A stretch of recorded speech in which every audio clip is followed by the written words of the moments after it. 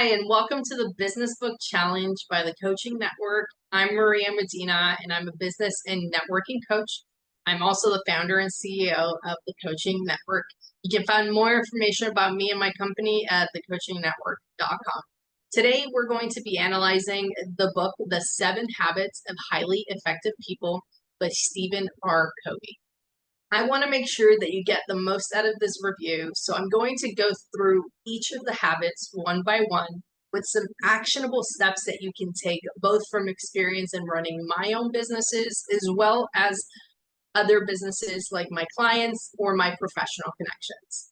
That is why one of the things that I'm going to be doing at each of this book reviews through the Business Book Challenge is inviting a guest, whether they're a business owner or just a business professional, to discuss some of the key things that we've learned in the book and how they have applied certain elements to their career or their business to help them overall. So let's get started with the first habit, being proactive. As much as I'm sure you want to figure out everything that could possibly happen in your career or in your business, being proactive is also knowing things like what you can and can't control. For example, if you're dealing with a difficult client, it might be a challenge to predict exactly what they're kind of going to come back to you with. But what you can have in place is, if you've been dealing with a difficult client, learning from that experience and what their feedback is on how you conducted business. You can have a proactive approach in the future should this issue happen again. The key to being productive is analyzing everything that's happening in your business. What's going right, what's going wrong, and how do I work with what's going right and really magnify that and make it more so that I can get more out of it. What's going wrong? Is there some troubleshooting that I can do? Is there some way that I can work some systems into place? Do I need to hire somebody? Do I need to outsource? What can I put into place in my control to help me deal with these issues in the future or stop things from going wrong as much as possible? So being productive, as Stephen Covey puts it, is really knowing about what you can and can't control, knowing what you can't control, and really, really looking at it in a conscious way, but letting it go, and grabbing what you can't control so that it works to your best interest and is able to better yourself, your business, or your career. The second habit is actually one of my favorites, which is begin with the end in mind. And I believe he used this analogy whereby you can't get anywhere in a place if you have in a city, if you have the map to the wrong city. I really like his analogy of trying to get around and navigate in a city with the wrong map, because it really makes you look at your business and analyze where you are, where you want to be, and how you want to get there, and put together a roadmap of why you want to get there, how you're going to get there, and really break it down into steps that you can manage so you can use those to get where you want to be. The main mistake that people make is that often they think they're too far ahead, they're overwhelmed with the big steps that they have to take, and they're not able to bring it down, or they get stuck on the day-to-day and they lose the vision of their overall goal. So they're not really doing things on a day-to-day basis that are helping them achieve their. When you're looking to grow in your business or move in your career, progress in your career, or even switch careers, you want to make sure that you have a clear goal as well as your clear why. And we actually have a resource. If you go to thecoachingnetwork.com under the resources tab, and you'll be able to access a goal tracker. And what that does for you is it makes you look at your goal in smaller steps, but it also looks at milestones. How do you know that you're achieving your goal? What things are you able to track? What key performance indicators do you need to look at to make sure that you're achieving your overall goal? Because you don't know what steps you need to take today if you don't know where you want to be tomorrow. So beginning with the end in mind is really something that I teach my clients, I use for myself, and I encourage you to look and analyze on a quarterly, annual basis, because ultimately you may have a goal today, and as you're doing business, as you're interacting with other people, opportunities may come your way, and that goal may shift, and that's okay. so long as you're able to shift your actions accordingly and you're able to make a conscious decision of your new goal. What you don't want is you don't want that shiny object syndrome where you're getting distracted by things all over and you're just doing everything without that goal in mind. You want to make sure that you're beginning with the end in mind so that you know the steps that you're taking on a daily, weekly, monthly, annual basis are the right steps that are getting you to achieve your overall goal. Habit number 3 is where a lot of people struggle because it's all about prioritizing. And we come back to that shiny object syndrome, a sense of urgency as well sometimes that other people impose on ourselves. And it's putting first things first. And you are not able to do that unless you have a goal in mind, like we established in habit number 2. Where are you trying to get and how are you trying to get there?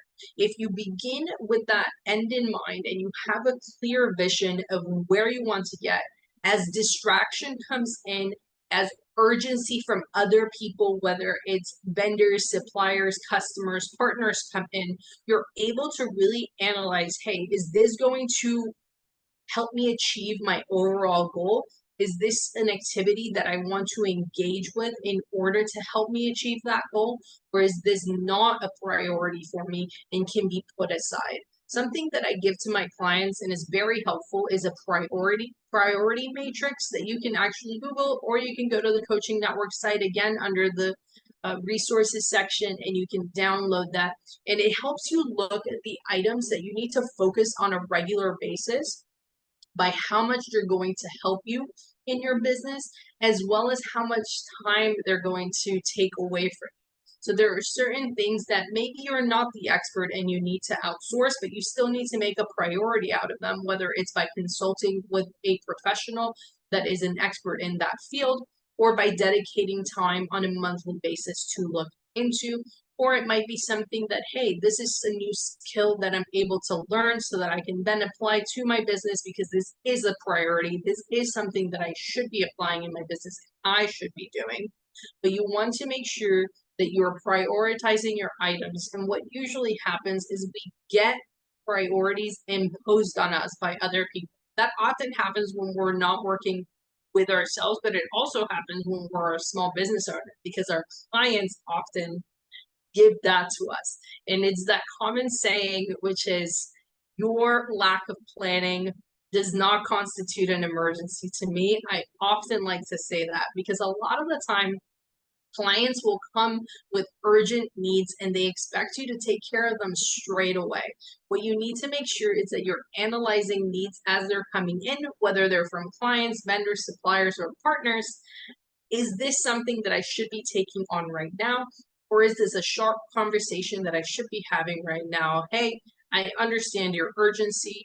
I understand that these things need to be done. However, these other things are taking priority and I'm going to be doing those first. Then I will follow back with you with your sense of urgency so I can take care of that with you. And one of the things that I like to tell my clients is unless you're a surgeon, like a heart surgeon or a brain surgeon, nobody is going to die if you don't make that decision right then, and that is not your priority. Okay? Look at what your priority list is. What is that list of priorities that you should be taking care of, and how are you going to put them in your to-do list for your day, your week, your month, so that it gets taken care of, so that your business is progressing and you're not being, as habit number 1 would tell you not to be, reactive. You're not reacting to everything that's coming in. You're being proactive because you know the activities that you're trying to do to achieve your goal, which is habit number 2, and you're doing them by putting first things first. As you're putting first things first, you might find that your priorities do not match other people's, again, whether that is from a client, a supplier, or a partner.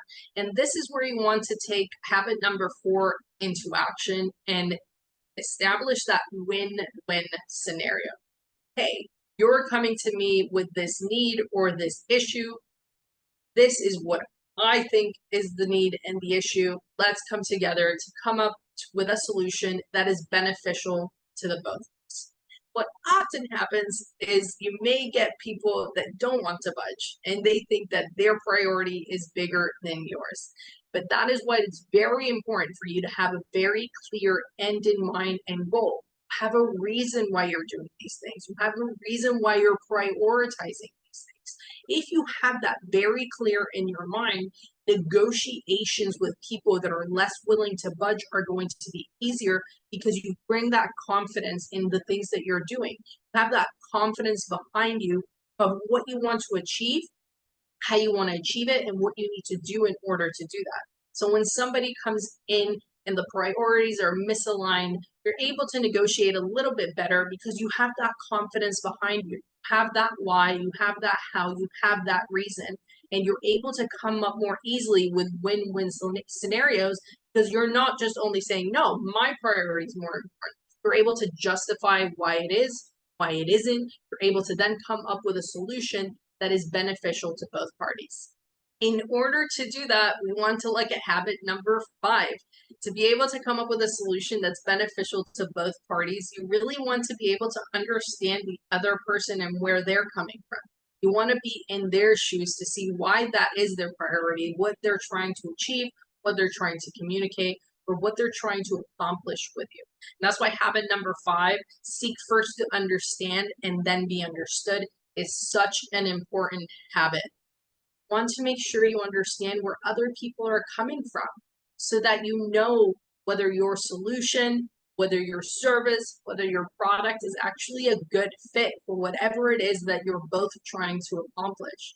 And you'll hear me mention this with my conversation with Romi, because I always say it to my clients, especially when networking, you have 2 ears and 1 mouth. Want to make sure that you're listening twice as much as you are speaking.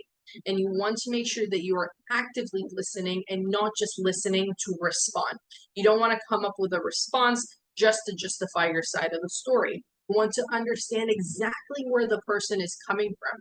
And this is actually where a lot of the time people are going to share their pain points. They're going to share their passion, their whys, what they need, and you're going to begin to understand people better in a deeper way. That way you can then apply that to your business, to whatever it is that you're trying to accomplish, to make that win-win scenario again. And you're going to be able to accomplish something bigger by understanding where other people are coming from and what other people need. By listening to other people and really understanding where they're coming from, you'll start to develop habit number 6, which is really that synergy. You want to be able to work along with people. And if a need needs to be met that you're unable to provide for, you want to bring in that teammate, that partner, or that vendor or supplier.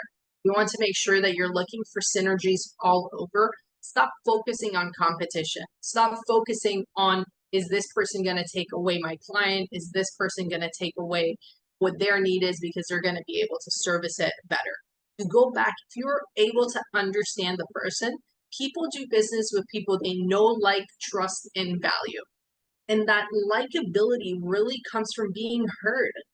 All people want is somebody to listen that is going to listen to them. And if you're applying habit number 5, where you're understanding where the other person is coming from and say, hey, I may not be the best fit for this solution that you're looking for. I can definitely facilitate, but let me bring in my teammate. Let me bring in this consultant to help us really solve the issue that you're looking at. That is where those synergies come from. And that's really what the coaching network is about utilizing all the resources around you for the overall good of yourself, your company, and the people around you. You want to make sure that you're looking at your network for its full value. What am I able to bring to this relationship? Again, we'll do business with people they know, like, trust, and value. Bring in that value through the synergy. People want to come to you because they know that even if you're not the solution provider, have that resource, or you are able to implement that conversation that is going to help them with their overall goal. So when you're looking at a client need or a problem that you're looking to solve, always 2 heads are better than one. Bring in what you need to bring in order to solve the issue or get the problem resolved, get that solution to the client, whatever it may be. Always look for ways for synergies. I recently met a consultant, and all he does is he consults on CRMs. So where you keep your client information. He finds the right CRM for your business and for your need. Even though I may be able to consult and say, hey, these are the ones that I know from experience or from my clients, these are the ones that I can recommend. You can use A, B, or C. I could say, hey, I can recommend something, or let me bring in this consultant that all he does is CRMs, and that's all he's going to focus on, and he's going to find you the right solution. Ultimately, the client is going to be happier because the solution is going to be a better fit than something that I have not as much experience as this consultant does. To make sure that you're using the resources around you and really synergizing those relationships to bring the best value to your clients, to your teammates, and to your business partners. Last and certainly not least, you are actually here today doing habit number 7, and that is sharpening the saw. You are expanding your knowledge on something that you really want to learn more about, and that's how to be more effective. Sharpening the saw is all about that, improving yourself on a personal, professional, mental health, just taking care of yourself on those levels so that you're able to then really attempt things at 100%. Because if you're not taking care of yourself, then you're not going to be able to take care of others, of your team, of your clients. You want to make sure that you're improving yourself on a regular basis, whether it's that through experiences, through watching these videos, reading books, having conversations with other business professionals, hiring consultants to help you learn certain, or attending courses. Whatever that is for you, on a mental ability, also look at the health aspect. What are you putting into your body? Are you exercising? Are you getting out? What is improving you and your body to help you carry on and to help you carry on helping all these professionals, whether they're clients, business professionals, or your partners? What are you doing to help you be a better you and also be a healthier you? Number 7 really stems from making sure that you put the oxygen mask on first before you're helping other people, which I really like, and it brings everything together, because if you're not taking care of yourself, how are you going to take care of all the others? Now that we've gone through the 7 habits, I actually wanted to go back to habit number 5, and I invited a very close friend over here to talk about seeking to understand other people before being understood. So please join me in welcoming my very close friend, Romi Wallach, with a daily drip. Hi, Romi. Hi, Maria. Thank you for having me. Of course, thank you so much for making the time for being here today. Why don't you go ahead and introduce yourself, tell them a little bit about yourself and the daily drip. Ooh, a little bit about me. Okay, so as Maria mentioned, I am the co-founder of the Daily Drip. We are actually a media platform for the modern business professional woman, as well as a community. And really, our mission is to amplify the voices of local female professionals, providing really good content on what's on the minds of women professionals. Originally from Toronto, I live in Florida now, and I have 2 adult kids, 2 dogs, and a husband. Still, after 25 years. And I love paddling. I love the ocean, right? So there you go. Yeah, we can certainly share a little bit about that at the end of this, because I love that. I love that you do that. And that is one of the first things that I actually connected with you about. And I think it was the second time we met, we were talking about that. And I guess that brings us into that. I was going to say, I think like one of the things, you and I met through networking, which then became more than work. It became like a true deep friendship. But I think I learned early on that having something kind of interesting to share or talk about that's not about your work really helps sort of break the ice, and then like organically brings about some great conversation. I mean, and it doesn't always have to be something extreme. Like what I do is extreme, but I speak to people about all sorts of different, I know, like mine's a little out there, but I do think it's a great way to break the ice and really connect with people on a really more human level. Like people want to get to know you, not, like, okay, so you're an accountant, I get it. But like, tell me more about you, like whatever the scenario. So when you have something interesting or a hobby or something you're passionate about, I think it's a really great way to sort of get into a conversation. Yeah, and it really allows other people to be like, oh, she's sharing this about herself. Let me also share about me. So how do you, when you're going out networking and you're And I'll bring back the daily journal because I think it's very important when you're selecting your thought leaders to understand what they want and understand what they want to get out of things so that you can then help them promote themselves online.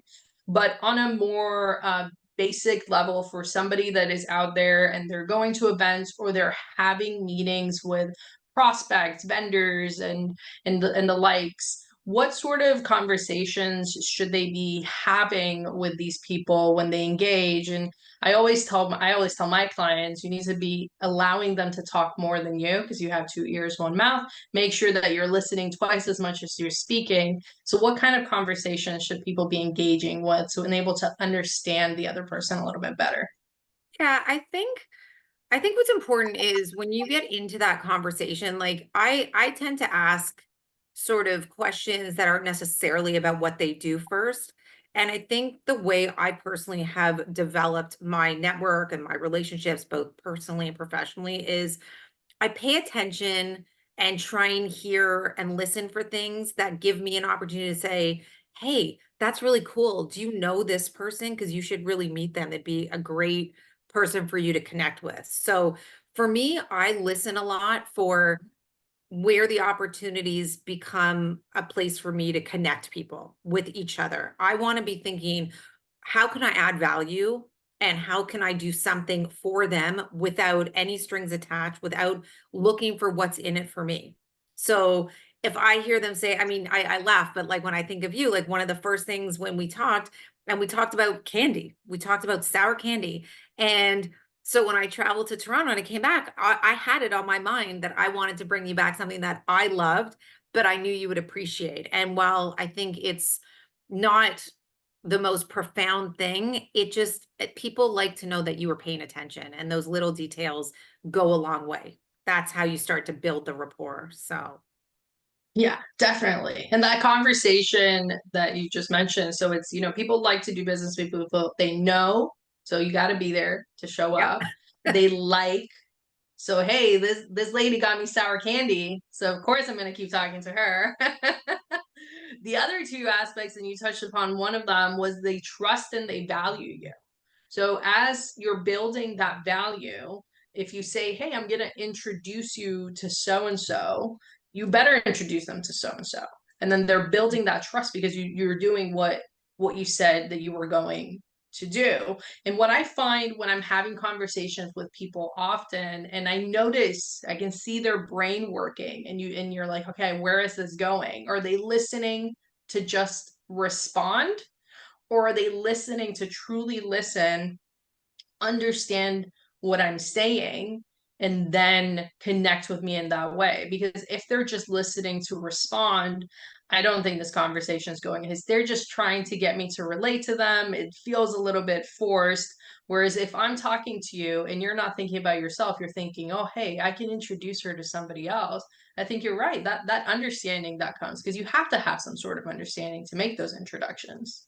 That has been to me the key. I can honestly say there is few, if ever, a single person that I have a meaningful conversation with. Like, and obviously not every person I go to a networking event that I speak to, I do this for, but when I'm connecting with people, whether it's in an event or even I've been introduced, I just got off a call with somebody and I'm always like, that is going to be 100% the follow-up to whoever I speak to, is they're going to meet with someone and not just someone to meet with someone. Like, because I genuinely know that this connection is going to bring a lot to them in a variety of different ways. And it just goes to show like this is something I just want to do. I just want to do this for you. This is how we're going to build our relationship. I'm not asking for anything in return. And I think it definitely has worked for me. I can say that. Like, and it gives me joy. And I think when people sense that, they don't feel beholden. They're like, that was awesome. Like, and it changed my insert, whatever it did. So I think just to your point, really paying attention to like what they're saying from an authentic place, like don't force it. And if you don't get it, say, I don't get it. You're like, really? You're into that? That's weird. I I like, and that also comes, yeah, that comes from engaging in like genuine interaction, right? Like if you don't understand something, ask follow-up questions. Don't feel like you have to understand something that they're saying that might actually be quite technical, or it Right. might, it might be out of your scope, because a lot of people will prefer you asking to understand than just nodding your head as if you understand, when they know this person has no idea what I just said. Well, when I speak to, let's say, a business owner, and I may not understand truly the nature of what they do, I'll ask the kind of questions. I'll ask questions like, so like, who would this be for? Like, who would I, or what would I listen for? If I was talking to, a group of people, what do I want to hear? Like, what am I looking to listen to where all of a sudden it's going to click? Oh, you need to meet Maria. Like, what does that sound like? What is the, and give me like a couple of key buzzwords, because that then I know what to listen for, like whatever that case may be. I don't need to be an expert in what you do, but if I know who you're looking to meet with or the problem you're looking to solve, like who that person would be, I'm now in a better position and I can be like, oh, I know exactly who you need to meet. I don't really know what they do, but you said all the words, like I've been in scenarios where there's like marketing speak that's not necessarily my speak, but I hear, oh, you said programmatic, you said this, I know who you have to talk to. You need to speak to so I think that's also an important thing. Like when somebody's telling you about what they do, kind of dig a little deeper, like be like, that's really cool. I don't really know a lot about your industry, but who would be interested in that? And what would I want to know? Like what's the pain point that I'm listening for, or where I know that you're the person to connect with. So I think that goes across board with any conversation that you're having, which is exactly what the 7 habits teaches you, which is you want to make sure that you're asking questions to let the other person know, one, that you're interested in what they're saying and you want to learn more, but also for your own clarification, so that you're not making assumptions and saying, I know what you need, this is what you need, and then it brings no value to them. So yeah. I don't want to cut you short, Romy, but we are out of time. But I want to make sure that everybody connects with you. But please, please, please tell them about your crazy, crazy paddleboard adventures and also how they can connect with you. So yes, I am a 4-time. Well, I didn't get to cross this year because of weather, but I am part of the crossing for cystic fibrosis, and we do an 80-mile paddle from Bimini to Lake Worth to raise money for the Piper's Angels Foundation, which gives financial urgent relief to families who have cystic fibrosis. It's a beautiful cause, and when you connect with me on LinkedIn, which I hope everyone will do, and we'll have the link, you'll definitely see a lot of it because I definitely share. And definitely check out the Daily Drip, dailydrip.com. And we're on all social platforms, and get to just see some really interesting, awesome people. So thank you for having me. Awesome. Thank you so much, Romy, for your time. And as she mentioned, we're going to make sure to include Romy's link for LinkedIn as well as the Daily Drip. So if you want to reach out to Romy, please make sure to that. And go ahead and subscribe so you can stay on top of all the books that we will be reviewing and having similar conversations about. So I hope you got some value today, because that's what we're here for, to provide you value. And join me next week. Thanks.